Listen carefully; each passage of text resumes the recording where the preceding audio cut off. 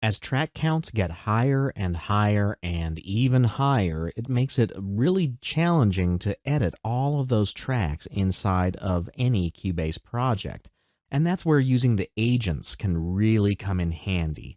So, for example, I have lots of clients that use templates, and they might be in a band and they might have 50 or 60 tracks set up to always record the same instruments or the same personnel inside of the same tracks, and those tracks may have multiple versions of the tracks before they were using track versions.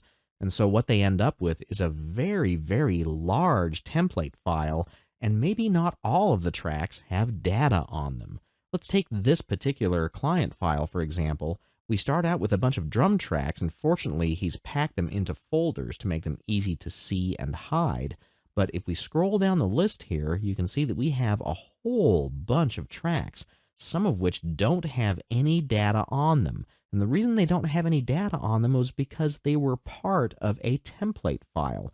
So that template sets up a whole bunch of tracks that they thought they might be using, but ended up not using in this particular project.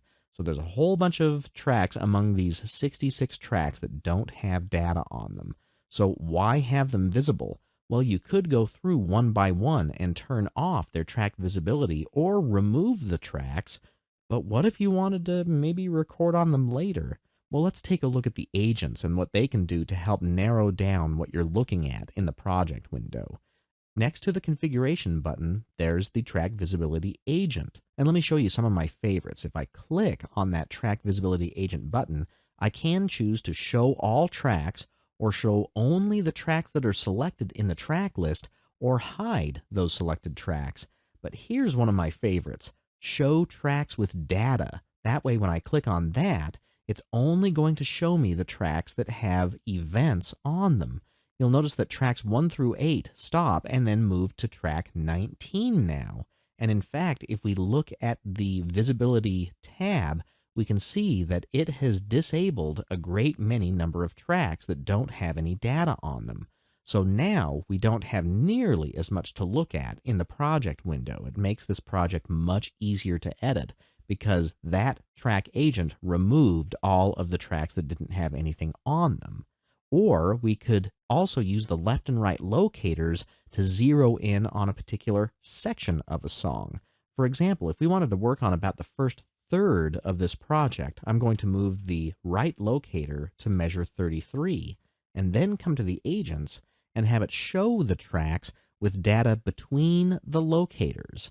That way, any track that has data on it and is located within the left and right locators, now we're going to be looking at just those tracks.